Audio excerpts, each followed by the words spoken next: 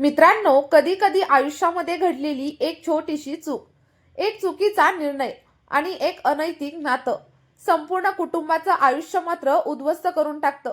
आज मी तुम्हाला सांगणार आहे अशीच एक सत्य घटना, जी ऐकल्यानंतर तुमच्या अंगावर देखील काटा उभा राहील. एका बहिणीचं लग्न, एका घरामध्ये जमलेले नातेवाईक आणि अंधारामध्ये झालेली एक मोठी चूक आणि त्याच चुकीमधून जन्म घेतलेला असा एक गुन्हा, ज्याचा शेवट थेट हत्येमध्ये झाला. आणि ही गोष्ट आहे विश्वासघाताची, अंध प्रेमाची आणि रक्ताने माखलेल्या नात्यांची. ही कथा शेवटपर्यंत नक्की ऐका, कारण शेवटचा निर्णय तुम्हालाच घ्यायचा आहे की खरा गुन्हेगार कोण. उत्तर प्रदेशमधील फारुखाबाद या जिल्ह्यामधील कमालपूर नावाच्या एका छोट्याशा गावामध्ये राहणारा शिवम यादव, वय वर्ष साधारणतः 32. शिवम सोबत त्याची पत्नी काव्या, वय वर्ष 28, आणि त्याची 4 लहान मुलं राहत होती. 2 मुली आणि 2 मुलं. शिवम मेहनती, सरळ मार्गी आणि कुटुंबावरती जीव टाकणारा माणूस होता.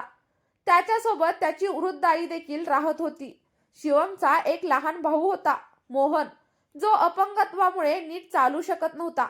तरी सुद्धा शिवम कधीच मोहनला ओझं समजत नव्हता. कामावरती जायचं असेल, बाजारात जायचं असेल, शिवम नेहमी मोहनला सोबतच घेऊन जायचा. दोघा भावांमध्ये प्रचंड जिव्हाळा होता. शिवमची एक बहीण देखील होती, सुमन, जी हरदोई जिल्ह्यामध्ये राहत होती. आणि 2024 मध्ये सुमनच्या मुलीचं लग्न ठरलं होतं. लग्नाला अजून 2-3 दिवस बाकी होते आणि म्हणूनच शिवम आपली पत्नी काव्या आणि मुलांना घेऊन बहिणीकडे आधीच पोहोचला. घरामध्ये पाहुण्यांची गर्दी होती. मामा मामी, काका, आत्या सगळे जमले होते. सुमनचा मुलगा निखिल, ज्याचं लग्न 2 वर्षांपूर्वी राधिका नावाच्या मुलीशी झालं होतं, तोही घरातच होता. लग्नाच्या गडबडीत झोपण्याची व्यवस्था तशी विस्कळीतच होती. आणि त्याच रात्री राधिकाने एक निर्णय घेतला. घरामध्ये शिवमची पत्नी काव्या, म्हणजेच तिची मामी, 4 लहान मुलांसह आलेली होती. आणि त्यामुळे राधिकाने काव्याला सांगितलं, मामी, तुम्ही आज आमच्या खोलीमध्ये बेडवरती झोपा. मला छतावरती झोपायला काहीच अडचण नाही. काव्यानेही ते मान्य केलं. अंधार पडला आणि घर संपूर्ण झोपेमध्ये गेलं. रात्री साधारणतः 11:30-12च्या सुमारास निखिलची झोप मोडली. त्याला आपल्या पत्नीची आठवण येऊ लागली. तो उठून थेट आपल्या खोलीकडे गेला, जिथे नेहमी राधिका झोपायची. खोलीमध्ये पूर्ण अंधार होता. कुठलाही आवाज न करता निखिल थेट अंथरुणात शिरला, आपली पत्नी समजून. पण त्या अंधारामध्ये त्याला कल्पनाच नव्हती की त्या अंथरुणावरती राधिका नाही, तर त्याची मामी काव्या झोपलेली आहे. आणि त्यानंतर क्षणभरामध्ये जे घडलं ते एका चुकीची सुरुवात होती.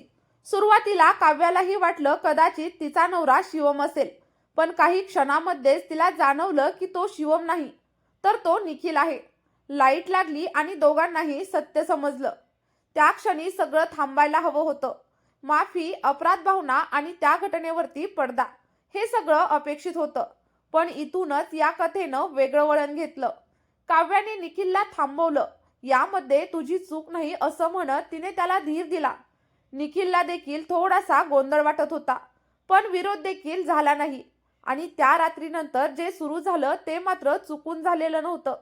ते जाणून बुजून सुरू ठेवलेलं नातं होतं. लग्न आटोपलं. शिवम कुटुंबासोबत आपल्या गावी परतला. पण काव्या आणि निखिल यांच्यामधील संपर्क तुटला नाही. Phone call, video call, messages सगळं काही सुरू झालं. निखिल अधूनमधून मामाच्या घरी यायचा. शिवम आणि मोहन कामावरती गेले की घर मोकळं असायचं आणि त्या मोकळेपणाचा गैरफायदा आता घेतला जायचा. आणि या सगळ्याची कल्पना शिवमला अजिबात नव्हती. तो आपल्या कुटुंबासाठी राबत होता, पण हळूहळू त्याला देखील संशय येऊ लागला. निखिलचं वारंवार घरी येणं, काव्याचं बदललेलं वागणं, हे सगळं काही शिवमच्या लक्षात येत होतं. आणि अखेर त्याने दोघांनाही समज दिली.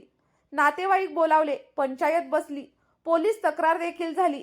काव्या 2 ते 3 वेळा निखिल सोबत घर सोडून गेली, पण प्रत्येक वेळी मुलांच्या भवितव्यासाठी शिवम तिला परत घेऊन आला.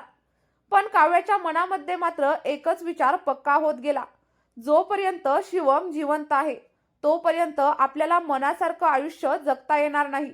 आणि इथूनच जन्म झाला एका थरकाप उडवणाऱ्या कटाचा. 28 जानेवारी 2026 संध्याकाळी शिवम आणि मोहन गावातल्या भगवत कथेकरता गेलेले होते आणि रात्री घरी आल्यानंतर शिवम थकून झोपला. त्याच रात्री निखिल आपल्या 2 मित्रांसोबत घरामध्ये आला.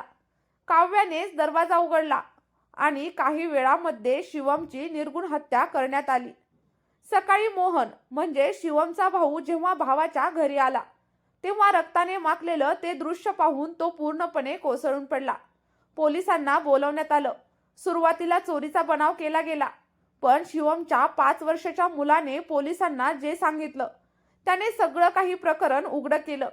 रात्री निखिल काका आणि आणखी 2 काका आमच्या घरी आले होते आणि त्यांनीच बाबांना मारलं. त्यानंतर तपासामध्ये सगळं उघड झालं. काव्याने आपल्या गुन्ह्याची कबुली दिली. निखिल आणि त्याचे साथीदार अटकेमध्ये गेले आणि कायद्याप्रमाणे आता त्यांना शिक्षा तर होईलच, पण प्रश्न मात्र एकच राहतो की चूक कोणाची. मित्रांनो, या कथेमध्ये खरा दोषी कोण?